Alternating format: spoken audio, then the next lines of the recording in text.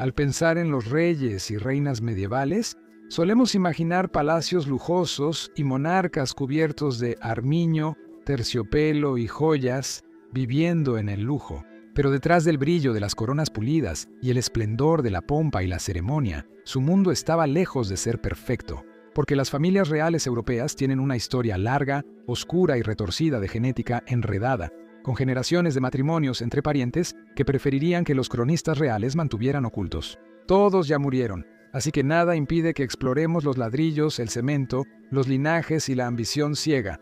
Bienvenidos a Locura Medieval.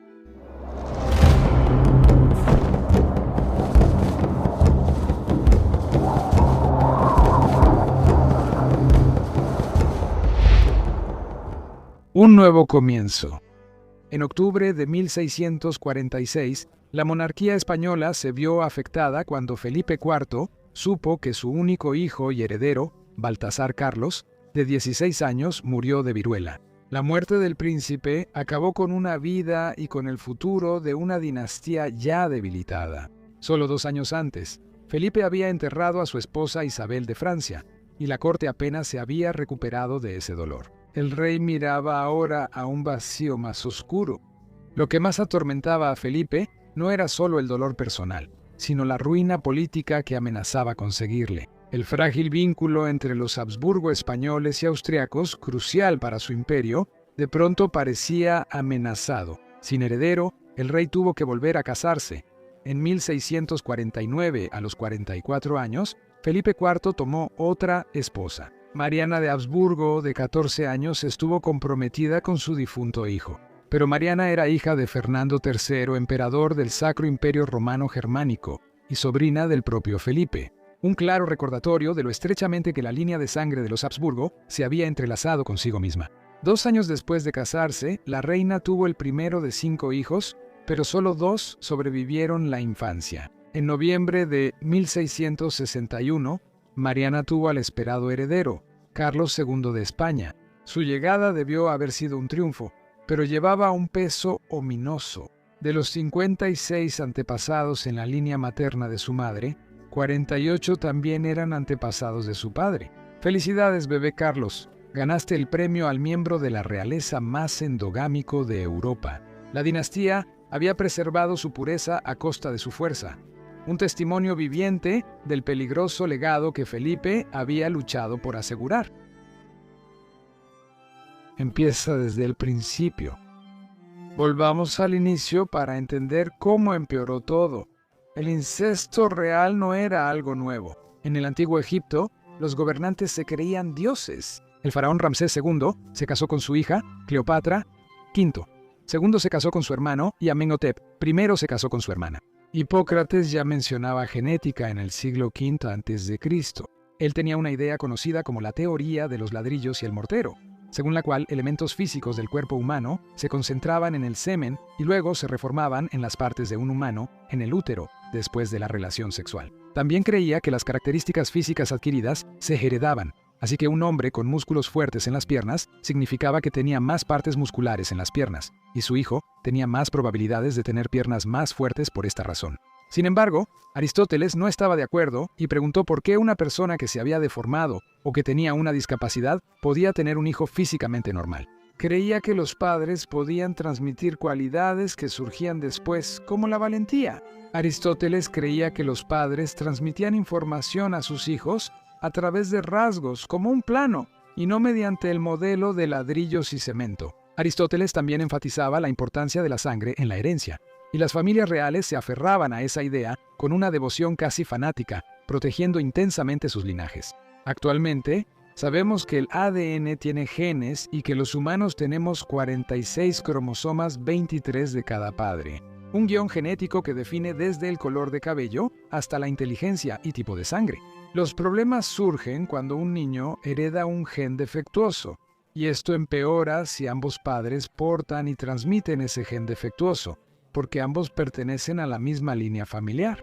Mientras más cercanos sean los padres en parentesco y más generaciones ocurra, aumenta la acumulación de rasgos genéticos dañinos y el riesgo de trastornos hereditarios en los hijos. De hecho, ser primos hermanos significa que un niño tiene el doble de probabilidad de morir en la infancia o de tener algún tipo de enfermedad física o mental. De vuelta al inicio, debido a que el destino de una dinastía dependía del nacimiento de un solo hijo, las parejas reales, especialmente la reina, ya que a ella se le culpaba principalmente, vivían bajo una presión aplastante desde todas las direcciones. En un mundo de hombres temerosos de mujeres gobernantes, solo un hijo varón podía proteger la monarquía y la estabilidad del reino.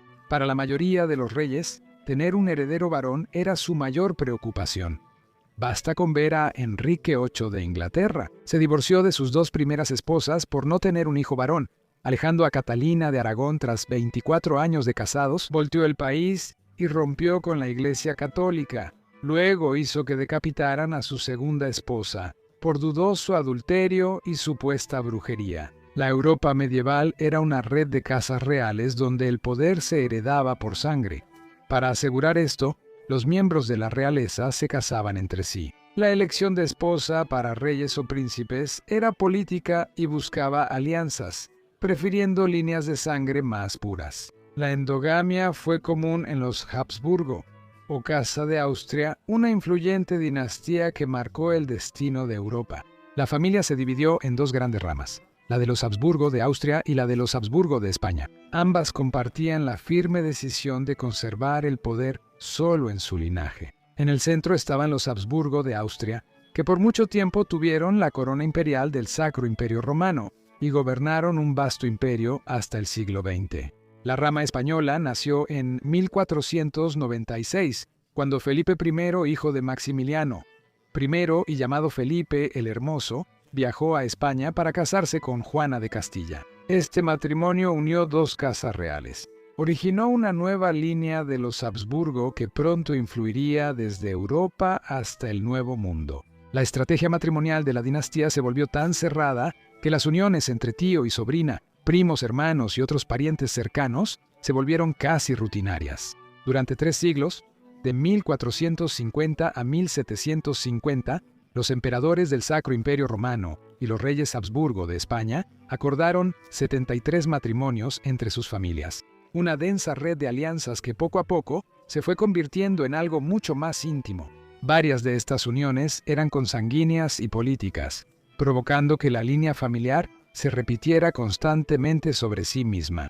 4 veces un tío tomó a su propia sobrina como esposa: Felipe II de España con Ana de Habsburgo, el archiduque Carlos con María de Baviera, Felipe IV con Mariana de Habsburgo y Leopoldo I con Margarita de España. El patrón continuó con 2 matrimonios entre primos hermanos dobles, 9 entre primos hermanos, 4 entre primos segundos, una unión de primos segundos cuádruples, 7 matrimonios entre primos segundos, y muchos otros más, unidos por lazos de parentesco lejanos pero inconfundibles. Al final, solo 24 de estos matrimonios, que es menos de un tercio, estuvieron por debajo del nivel de parentesco típico de los primos segundos. La endogamia no solo elevó la mortalidad infantil, sino que también causó deformidades físicas y mentales. Un rasgo distintivo era la mandíbula de los Habsburgo, conocida médicamente como prognatismo mandibular. El trastorno adelanta la mandíbula, haciéndola sobresalir. Este desplazamiento a menudo conduce a la maloclusión, una condición en la que los dientes superiores e inferiores ya no encajan correctamente, dejando la mordida visiblemente desalineada.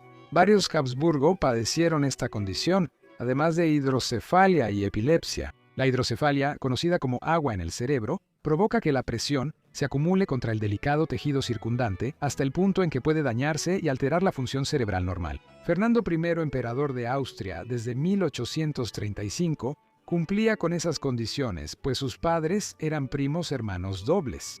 Pese a su mala salud y hasta 20 ataques diarios, Fernando reinó 13 años. No pudo consumar su matrimonio ni tuvo hijos. Leopoldo I, quien fue emperador del Sacro Imperio Romano desde 1658, tenía la típica mandíbula prominente de los Habsburgo. Era bajo, delgado y de constitución enfermiza. La dinastía, con un sistema inmunológico débil, era propensa a enfermedades infecciosas. Leopoldo fue el segundo emperador con el reinado más largo, ocupando el trono casi 47 años. Incesto entre los miembros de la familia real. El principio del fin. Los efectos de la consanguinidad de los Habsburgo fueron más notorios en la rama española, especialmente al nacer Carlos II en 1661. Carlos heredó la corona antes de los 4 años. Tenía raquitismo y necesitó ayuda para caminar durante 2 años más. Las fiebres y erupciones, como viruela, sarampión, rubéola y varicela, iban y venían, así que siempre estaba enfermo de algo. Carlos tenía la lengua tan grande y la mandíbula tan desalineada que no habló hasta los 8 años. Comer era una lucha diaria y solía tragar la comida entera porque no podía masticarla, solo para vomitarla después. Al llegar a la adolescencia, Carlos empezó a sufrir convulsiones que afectaron su salud. Su desarrollo intelectual estaba muy por detrás del de otros niños y era conocido por sus repentos arrebatos explosivos y un deseo incesante de comer chocolate. Solo como un comentario rápido, no me preocuparía demasiado si ustedes dos tienen antojo de chocolate, a menos claro que también sea incesante. ¿Debes tomar un poco más? No, gracias. Sus doctores estaban desconcertados de que siguiera sobreviviendo, pero sobrevivió hasta poco antes de cumplir 40 años cuando ya no pudo comer. Sin hijos, nombró heredero a Felipe de Anjou, nieto de Luis XIV. Cuando Carlos murió en 1700, su autopsia indicó que su corazón era tan pequeño como un grano de pimienta. Sus pulmones estaban dañados, los intestinos podridos y gangrenados. Tenía un testículo negro y la cabeza llena de agua. Cuando Carlos murió, la dinastía de los Habsburgo en España terminó. ¿Por qué se extinguió la línea española, pero la austríaca siguió? Es claro que la endogamia en ambas ramas de los Habsburgo elevó la mortalidad infantil, redujo herederos viables y debilitó el futuro de la dinastía. El rey español, Felipe IV, primero se casó con su pariente cercana Isabel de Borbón, cuando él tenía 10 años y ella 13, y de sus 10 embarazos, solo 2 de los hijos sobrevivieron hasta la adultez. Cuando Baltasar, su heredero, murió en la adolescencia de viruela, Felipe tuvo que volver a casarse para intentar tener otro heredero y tristemente eligió a su sobrina Mariana de Habsburgo.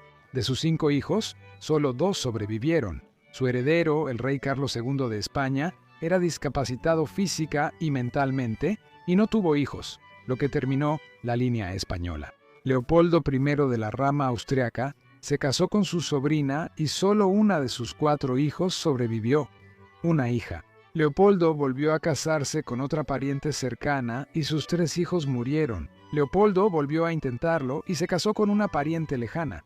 De sus 10 hijos, 7 llegaron a adultos y 2 fueron emperadores del Sacro Imperio Romano. Mientras los matrimonios de Felipe aumentaron el parentesco, los de Leopoldo lo alejaron, lo que probablemente salvó a los Habsburgo austriacos y condenó a la rama española. Gracias por ver este episodio de Locura Medieval. Si te gustó el video, apóyanos con like, comentario y suscripción.